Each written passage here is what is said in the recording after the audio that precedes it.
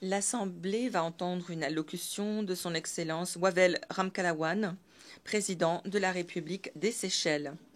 Je prie le protocole de bien vouloir accompagner Son Excellence et je l'invite à prendre la parole devant l'Assemblée.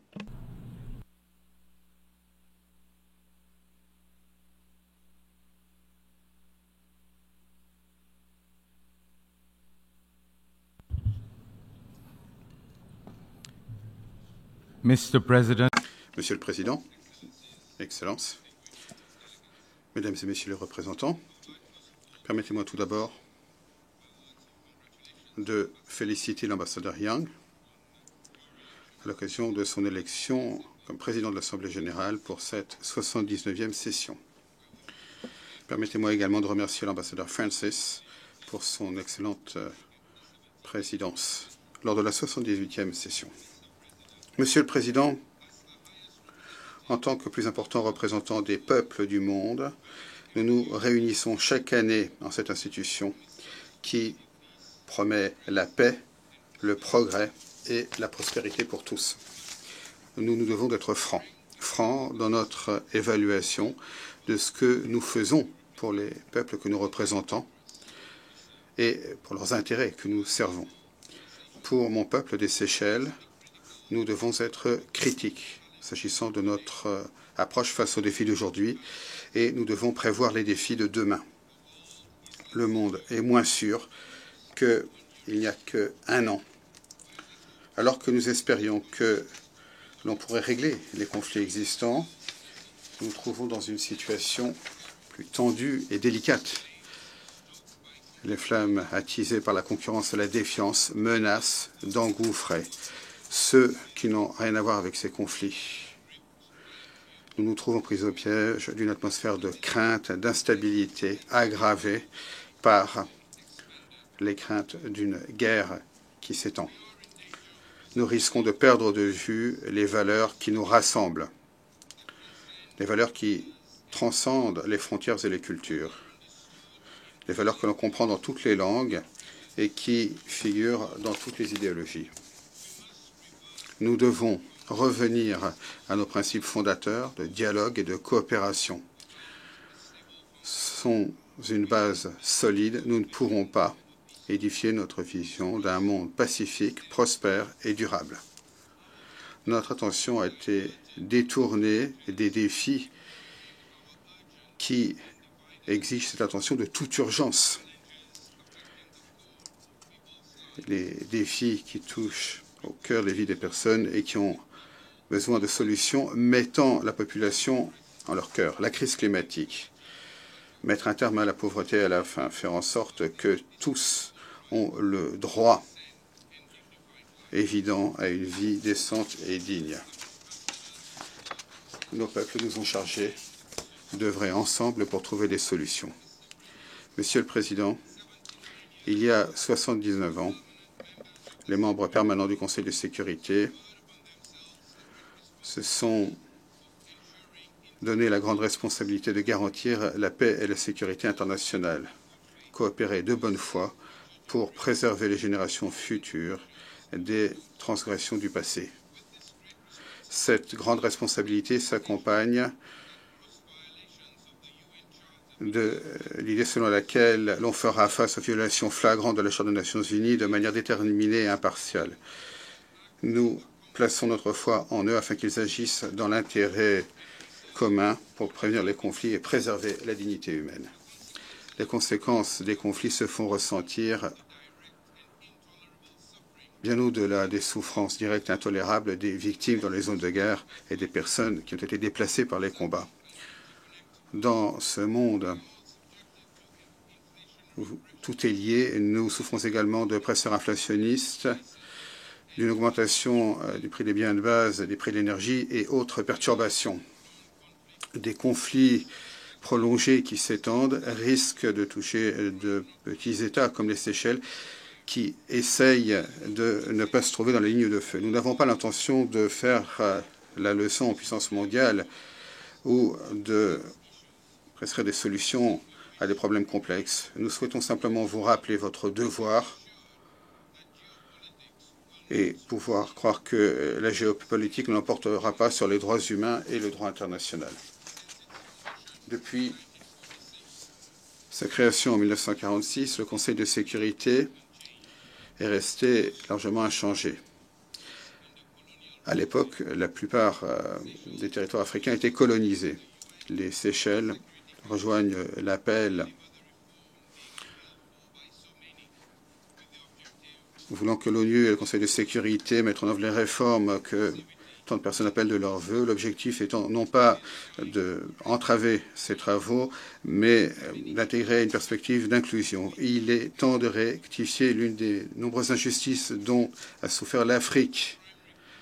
Le statut de membre permanent de la principale institution mondiale chargée du maintien de la paix est une nécessité.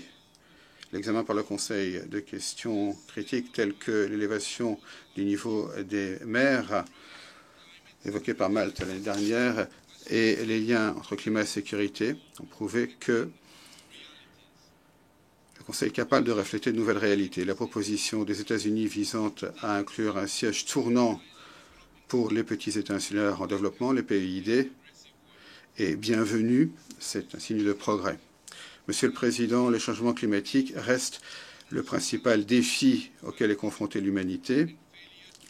Et si l'on n'arrive pas à y faire face, eh bien, les générations futures et actuelles en souffriront durement. En tant que petit État insulaire, les Seychelles comprennent ce que signifie être vulnérable. Une vulnérabilité qui ne saurait être ignorée dans l'avenir que nous envisageons. Nous sommes sur la ligne de front de la crise climatique qui représente une menace irrémédiable pour notre peuple, notre économie et notre mode de vie. L'élévation du niveau des mers, des événements climatiques extrêmes et la dégradation de nos océans nous rappellent de manière très sombre qu'il est urgent d'agir de manière mondiale face au changement climatique. Nous avons tous pris des engagements, fait des promesses pour parvenir à d'importantes réductions des émissions, pour tenir l'objectif de limiter le réchauffement de la planète à 1,5 degré, pour renforcer l'adaptation afin de faire face aux événements climatiques extrêmes et pour renforcer la résilience face aux futurs impacts. Mais les paroles ne signifient rien sans actes. Nous devons agir de toute urgence, à l'unisson, pour réaliser les transitions nécessaires vers un avenir plus durable. Il s'agit d'un choix conscient, délibéré, un choix de continuer sur cette voie, de décider que le statu quo pour des gains à court terme est acceptable. Monsieur le Président, les dépenses militaires à l'échelle mondiale ont augmenté pour la 10e année de suite pour atteindre 2 500 milliards de dollars en 2023. Ainsi, même les estimations les plus élevées des sommes, 100 milliards de dollars pour les pertes et préjudices, semblent modestes et insignifiantes. Voilà qui donne une image préoccupante des priorités du monde. Il est injuste que les PEID souffrent des conséquences de ces choix. Nous n'avons tout simplement pas les moyens de faire face aux effets catastrophiques des changements climatiques. Et ici, je souhaite remercier ceux qui ont contribué au Fonds pour les pertes et préjudices. Les engagements pris après la COP28 ne devraient pas être simplement des tentatives de nous apaiser, nous qui demandons des réparations. Nous espérons qu'il s'agira là d'un signe de l'engagement et de l'action qui doivent se poursuivre, étant donné les coûts attendus du fait de faire face au changement climatique. Comme l'a dit le secrétaire général hier, ceux qui sont responsables doivent payer la facture.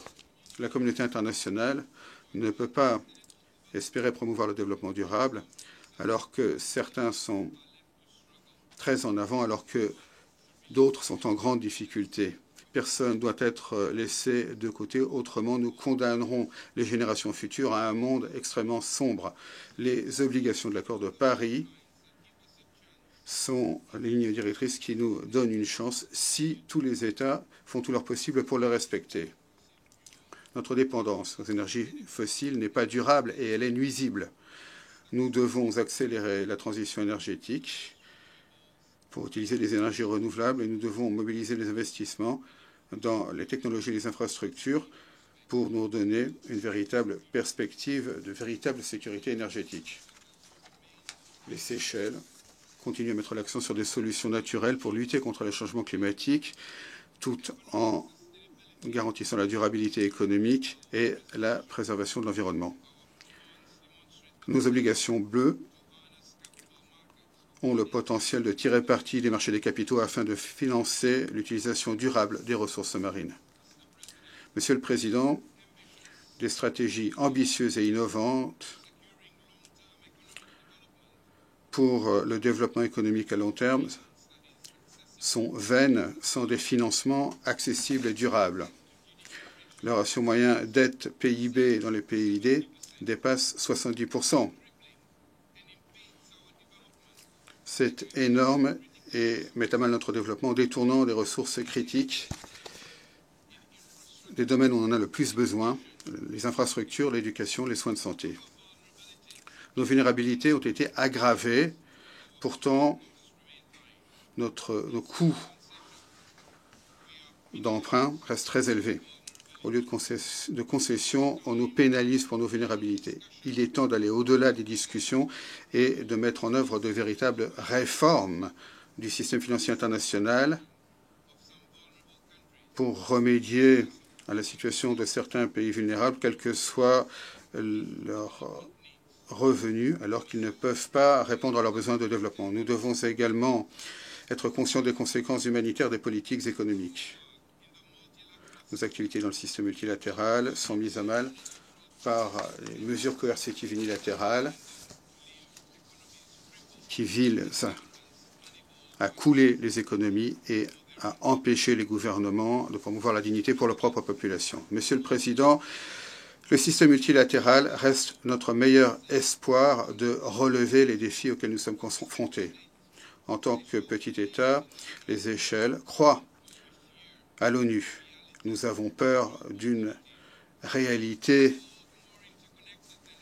où l'ONU n'existerait pas. Dans un monde plus interconnecté que jamais, le multilatéralisme est le réseau qui relie entre elles nos valeurs communes pour réaliser la vision qui est la nôtre pour ce monde, une vision définie par nos intérêts communs et non pas par nos différences.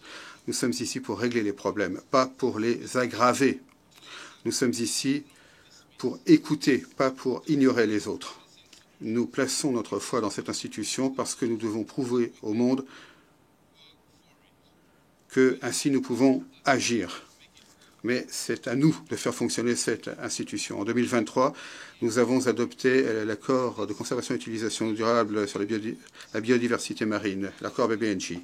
Et cette année, les Seychelles sont devenues le 4e État et le premier d'Afrique à le ratifier. Nous exhortons les autres pays à accélérer sa ratification afin de ne pas retarder son entrée en vigueur. La 4e conférence des PEID à Antigua et Barbuda cette année a mis en lumière les défis auxquels nous sommes confrontés dans un paysage économique mondial pour lequel nous sommes mal préparés. Le programme d'Antigua et Barbuda pour les PEID est un programme d'action pour la prochaine décennie. Nous appelons la communauté internationale à s'engager en faveur de sa mise en œuvre.